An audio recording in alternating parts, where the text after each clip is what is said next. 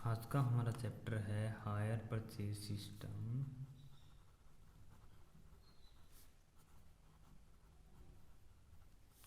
And instalment payment system.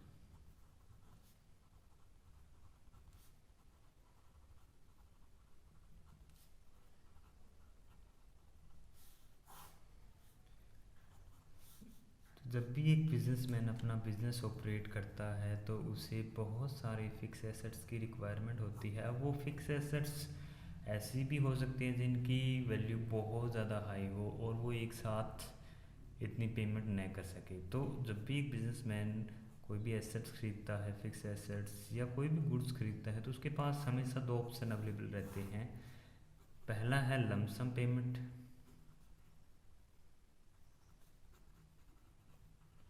और दूसरा है पीरियोडिक इंस्टॉलमेंट पेमेंट।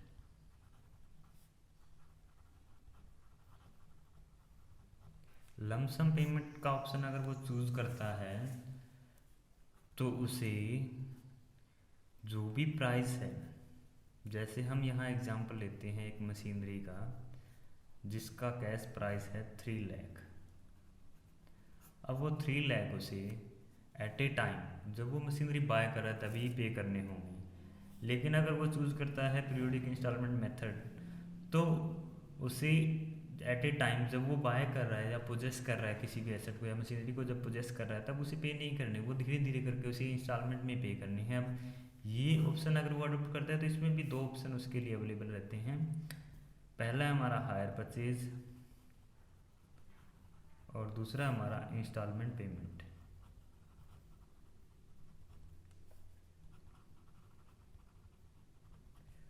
अब ये कॉमन सेंस की बात है कि अगर लमसम पेमेंट कोई कर रहा है तो आपको जो एसेट 3 लाख की मिल रही है, अगर वही आप क्रेडिट पे बाय करते हो और पीरियोडिक इंस्टॉलमेंट मेथड चूज़ करते हो तो आपको वो 3 लाख में नहीं मिलने वाली। इसके लिए फिर वो आपको जो टाइम पीरियड दे रहा है पेमेंट करने के लिए, उसके लिए वो आपसे इंटरेस्ट चार्ज करता है। वो हम एज्यूम कर लेते हैं कि वो 40,000 चार्ज करेगा आपसे। तो अगर आप पीरियोडिक इंस्टॉलमेंट मेथड के थ्रू एसेट बाय करने वाले हो तो आपको वो मिलेगी 3,40,000 में। तो ये मशीनरी हमें मिलने वाली है अब 3,40,000 में। अब हायर परचेज में और इंस्टॉलमेंट पेमेंट में 3,40,000 की पेमेंट की सिचुएशन हम एज्यूम कर रहे हैं कि इस तरीके से पेमेंट हो सकती है। जब भी स्टार्टिंग में आपसे कुछ पैसा लिया जाएगा, कुछ पेमेंट रिसीव की जाएगी, तो जो इनिशियल पेमेंट आप करते हो स्टार्टिंग में उसे हम बोलते हैं डाउन पेमेंट। अब डाउन पेमेंट आप करते हो, मान लेते हैं इस एग्जांपल में 20,000 आप डाउन पेमेंट कर देते हो उस मशीनरी के लिए, तो 20,000 तो आपकी डाउन पेमेंट हो गई।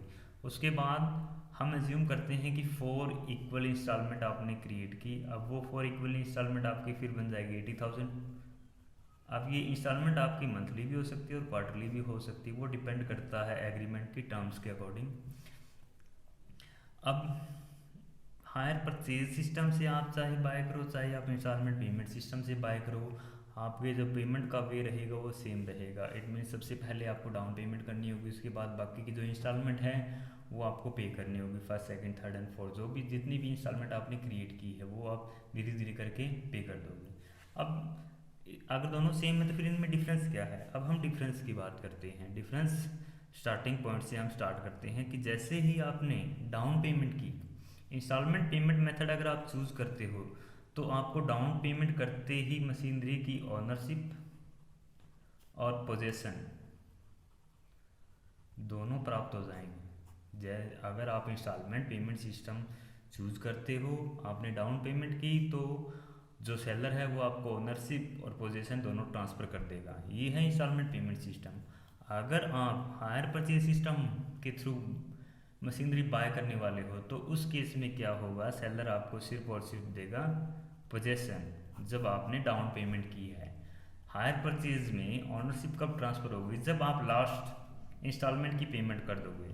तो हायर परचेज में ऑनरशिप का ट्रांसफरेशन होता है लास्ट इंस्टॉलमेंट की पेमेंट पर, ओनरशिप तभी ट्रांसफ़र होगी आपकी। तो ये पहला मेजर डिफरेंस है इंस्टॉलमेंट पेमेंट सिस्टम में और हायर परचेज में।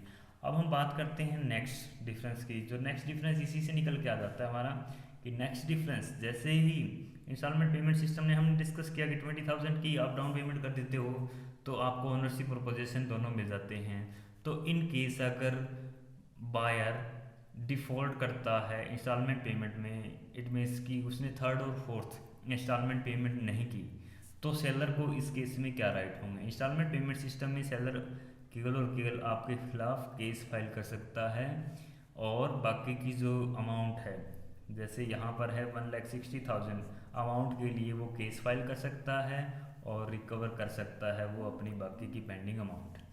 अब हम बात करते हैं हायर परचेज में। हायर परचेज में सेलर को ये राइट रहता है कि वो अपनी एसेट्स को रीपोजेस कर ले, रीपोजेशन का राइट रहता है उसका, वो अपनी एसेट को रीपोजेस कर सकता है। अगर उसने 2 इंस्टॉलमेंट पे की और डाउन पेमेंट पे की है, उसके बाद थर्ड और फोर्थ इंस्टॉलमेंट अगर वो पेमेंट करने से मना कर रहा है, तो सेलर उस बायर के यहाँ से अपनी मशीनरी को रीपोजेस कर लेगा, और जो अमाउंट पे की जा चुकी है अब तक की, ये अमाउंट जो पे की जा चुकी है 1,80,000 की, वो क्या कर लेगा, फॉरफिट कर लेगा, जब्त कर लेगा। तो ये राइट रहता है हायर परचेज में। और अगला राइट क्या रहता है, इसी में हम डिफरेंस क्रिएट करें तो इसी पे बेस में हम चलेंगे। अगला राइट हायर परचेजर की राइट की हम बात करते हैं। हायर परचेजर का राइट यहाँ से देखो हमने क्या किया कि 1,80,000 जो है सेलर फॉरफिट कर रहा है, तो वो फॉरफिट किस बेस पे कर रहा है कि ये मशीनरी का हायर है, किराया है, अब तक जो आपने यूज़ किया उसका किराया मान के मैंने जब्त कर लिया है, बाकी की आप नहीं दे रहे तो मैंने अपनी एसेट, मेरे पास ओनरशिप थी, मैंने रिपोजेस कर ली, आपके पास तो सिर्फ यूज़ करने का राइट था वो मैंने ले लिया आपसे, क्योंकि आप बाकी की इंस्टॉलमेंट पेमेंट नहीं कर रहे। तो अब जो नेक्स्ट राइट हम बात करते हैं हायर परचेजर के केस में। हायर परचेजर में हायरर के पास हमेशा ये राइट रहता है कि वो जब चाहे तब टर्मिनेट कर सकता है एग्रीमेंट को, इस एग्रीमेंट को। जैसे उसने पहली डाउन पेमेंट की और फर्स्ट इंस्टॉलमेंट पे की, उसके बाद उसे लग रहा है कि ये जो एग्रीमेंट था ये उसके लिए बेनिफिशियल नहीं है, तो वो यहाँ के बाद टर्मिनेट कर सकता है। लेकिन इंस्टॉलमेंट पेमेंट सिस्टम में ऐसा नहीं है, वो टर्मिनेट नहीं कर सकता। अगर उसने डाउन पेमेंट कर दी है तो इंस्टॉलमेंट की पेमेंट उसे करनी होगी, क्योंकि ओनरशिप तभी ट्रांसफ़र हो चुकी है। तो ये थे basic difference higher purchase system में और इंस्टॉलमेंट पेमेंट सिस्टम में। अब हम बात करते हैं हायर परचेज के लीगल प्रोविजंस के ऊपर। हायर परचेज की कैरेक्टरिस्टिक्स, फीचर्स या लीगल प्रोविजंस क्या हैं, वो हम डिस्कस करेंगे। हायर परचेज के लीगल प्रोविजन और फीचर डिस्कस करने से पहले हायर परचेज का जनरल मीनिंग शेयर करना चाहूँगा। Hire purchase means it transaction where goods are delivered immediately to the purchaser on signing the agreement, and he is called upon to pay the purchase price in periodic installment. It means कि hire purchase एक ऐसा transaction है जिसमें purchaser को goods की delivery immediately कर दी जाती है जैसे ही वो एग्रीमेंट साइन करता है, और अमाउंट जो परचेज प्राइस है उस पर्टिकुलर गुड्स का या पर्टिकुलर एसेट्स का, वो उसे पीरियोडिक इंस्टॉलमेंट में पे करने के लिए बोला जाता है। तो अब हम बात करते हैं कि हायर परचेज की लीगल प्रोविज़न या इसकी फीचर्स क्या क्या हैं। हायर परचेज के ऊपर हायर परचेज एक्ट लागू होता है, वो 1972। अब इसमें क्या क्या लीगल प्रोविज़न बताए गए हैं वो अब हम एक एक करके डिस्कस करेंगे। फर्स्ट ऑफ ऑल है right to use, right to use the goods. पहला राइट्स जो हायर परचेज के थ्रू दिया जाता है या लीगल प्रोविज़न हम कहें कि हायर परचेज एक्ट का पहला लीगल प्रोविज़न क्या है कि जो भी हमारा हायरर है, अब देखो इसमें आगे के प्रोविज़न करने से पहले हम कुछ बेसिक चीज़ें डिस्कस करना चाहेंगे। एक होता है परचेज़र और एक होता है सेलर। अब यहाँ पे अगर हम हायर परचेज में डिस्कस करें तो इसको बोला जाएगा हायर परचेजर, और ये होगा हायर वेंडर।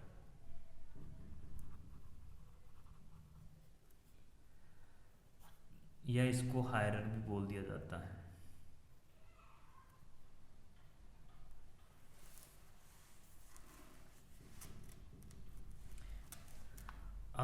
बात कर रहे हैं right to use the goods. पहला जो फीचर्स है उसकी right to use the goods का मतलब है कि जैसे ही आपने एग्रीमेंट साइन किया वैसे ही आपको राइट मिल जाता है उस पर्टिकुलर गुड्स को यूज़ करने का।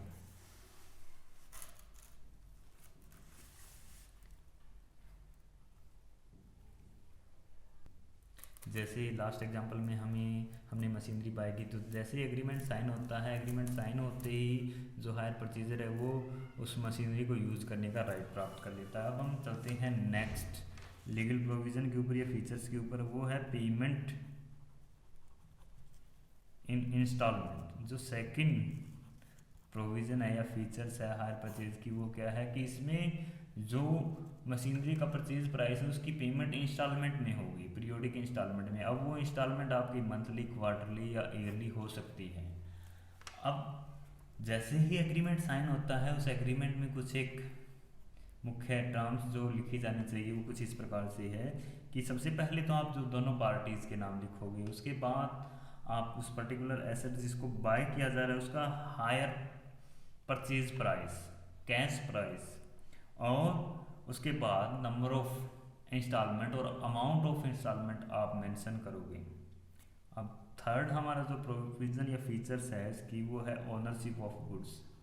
ओनरशिप ऑफ गुड्स आपको पता लग चुका होगा अब तक कि किसकी रहेगी, लास्ट इंस्टॉलमेंट की पेमेंट तक ओनरशिप बनी रहेगी सेलर की या हायर वेंडर की, और जैसे ही लास्ट इंस्टॉलमेंट की पेमेंट हुई वो ट्रांसफ़र हो जाएगी किसको, हायर परचेजर को। तो ये हमारा नेक्स्ट प्रोविज़न था हायर परचेज का। अब उसके बाद इससे अगला प्रोविज़न हम डिस्कस करते हैं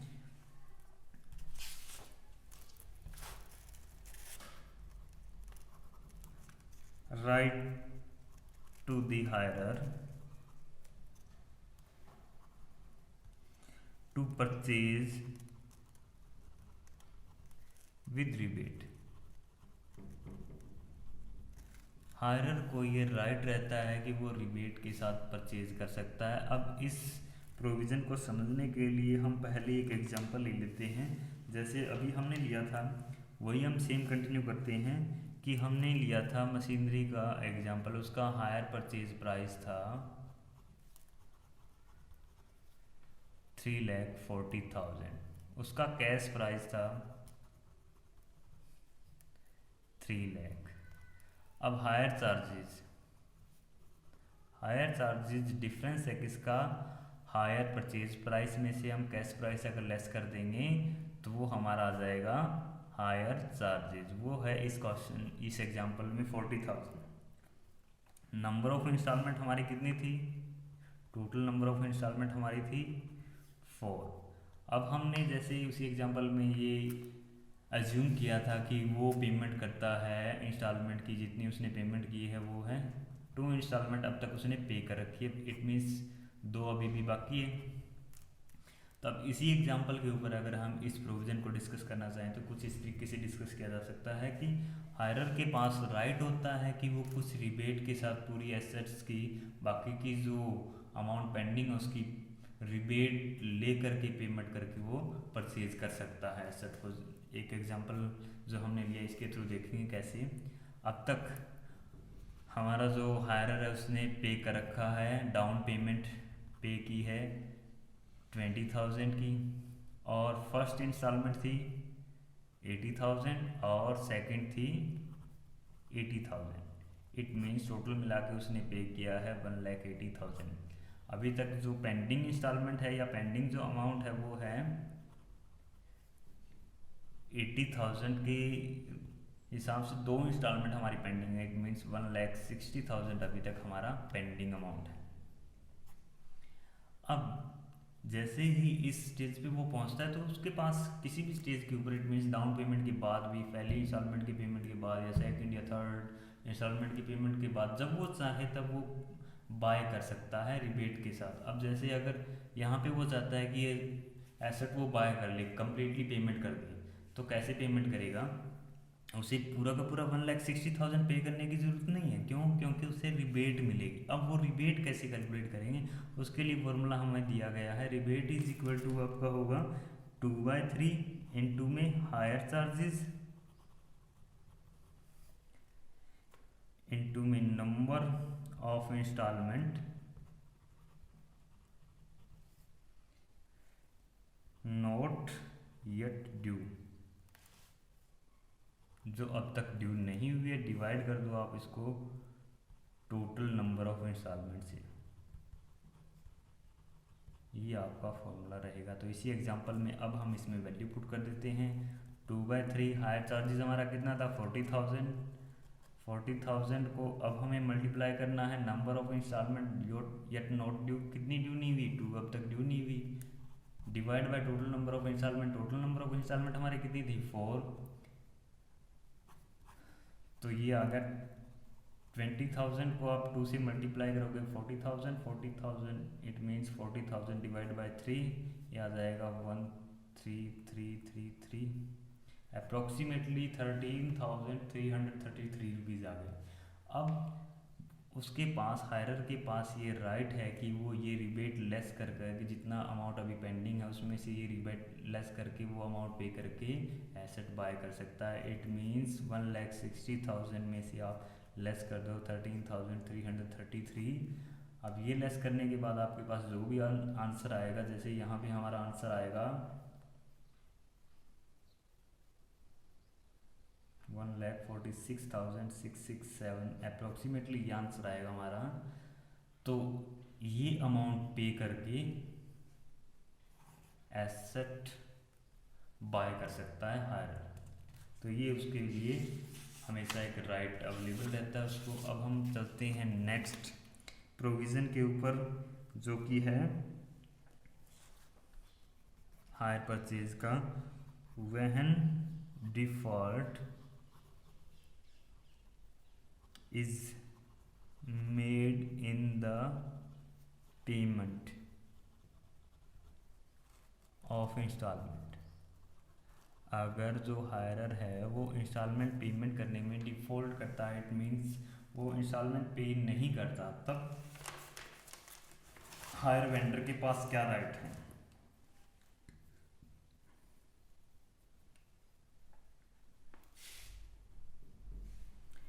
पहला राइट जैसे कि हमने डिस्कस किया था कि वो रिपोजेस कर सकता है, अपनी जो एसेट्स थी उसको वो क्या कर सकता है, रिपोजेस कर सकता है। और दूसरा राइट क्या था कि वो जितनी भी इंस्टॉलमेंट उसको पे की गई है वो उनको क्या कर सकता है, फॉरफिट कर सकता है, जब्त कर सकता है। इट मीन्स ये दो राइट उसके पास है। अब ये हम ब्रीफली डिस्कस करेंगे कि ये दोनों राइट कब वो इम्प्लीमेंट कर सकता है और कब नहीं कर सकता। हमारे हायर परचेज एक्ट 1972 के सेक्शन 20 में ये डिस्कस किया गया है कि कुछ एक केसेस ऐसे हैं जिनमें कोर्ट की बिना अप्रूवल के आप अपने इस राइट को एक्सरसाइज नहीं कर सकते। वो केसेस किस तरीके से हम डिस्कस करेंगे। अगर आपका higher purchase price less than है 15,000 से, इट मीन्स वो 15,000 से कम है, और उसका 1/2 इट मीन्स 7,500 आपने पे कर दिया है, तो उस केस में बिना कोर्ट के अप्रूवल के वो ना ही तो एसेट को रिपोजेस कर सकता और ना ही वो आपकी जो भी पेमेंट आपने कर रखी है उसको फॉरफिट कर सकता। दूसरा केस, अगर hire purchase price higher value है, इट मीन्स वो बहुत ज़्यादा वैल्यू रखता है, हायर वैल्यू में है, जैसे कि वो लाखों या करोड़ों रुपए में है, तो उस केस में अगर जो वैल्यू है एसेट्स की उसका 3/4 इट मीन्स 75% पेमेंट अगर आपने कर दी है, तो वो अपने इस राइट को एक्सरसाइज नहीं कर सकता बिना कोर्ट के अप्रूवल के। तो ये थे इसके एक्सेप्शन कह दें चाहे हम, या कह दें कि कुछ एक प्रोविजंस जो हमें ध्यान में रखने होते हैं कि वो आप कब अपना राइट एक्सरसाइज कर सकता है। अब सेकंड करते हैं कि refund of hire. Refund refund to hirer. Hirer को रिफंड भी करना होगा। कब करना होगा? अभी हमने बात की कि वो फॉरफिट कर सकता है अमाउंट को, जो भी अमाउंट उसे दी गई है वो उसको फॉरफिट कर सकता है, लेकिन उसे कुछ अमाउंट उसे वापस करनी होगी। वो वापस कब करनी होगी? जैसे अभी हमने एग्जांपल लिया था, कमिश्नरी का हायर परचेज प्राइस था 3,40,000 और अब तक हम पे कर चुके थे, जैसा हमने पिछले एग्जांपल में डिस्कस किया था कि हम पे कर चुके हैं 1,80,000, जिसमें हमारी डाउन पेमेंट इंक्लूड है 20,000 की और 2 इंस्टॉलमेंट है, फर्स्ट और सेकंड 80,000 की पर इंस्टॉलमेंट के हिसाब से हम पेमेंट कर चुके हैं अब तक उसको 1,80,000। तो ये पेमेंट हो चुकी है इंस्टॉलमेंट के रूप में। अब वो क्या करेगा, आपकी ये जो राशि है उसको जब्त कर लेगा, उसके अलावा इस एसेट को भी रिपोजेस कर लेगा। तो जो एसेट उसने रिपोजेस की है मशीनरी, अगर उसका मार्केट प्राइस जिस दिन वो रिपोजेस की गई अगर उसका मार्केट प्राइस हम एज्यूम कर लेते हैं कि वो है 2 लाख, तो टोटल मिला के उसके पास कितनी वैल्यू है? 1,80,000 आप से जो इंस्टॉलमेंट के रूप में उसे मिला वो प्लस 2 लाख की मशीनरी उसके पास, टोटल मिला करके उसके पास है 3,80,000 और उसकी मशीनरी की कॉस्ट या हायर परचेज प्राइस क्या था? 3,40,000। अब इन दोनों का जो डिफरेंस है वो उसे रिफंड करना होगा। अब यहाँ पे 40,000 का जो डिफरेंस आया है वो रिफंड करना होगा हायर परचेजर को। अब जो नेक्स्ट इसी में एक और प्रोविज़न दिया गया है, right to recover the arrear.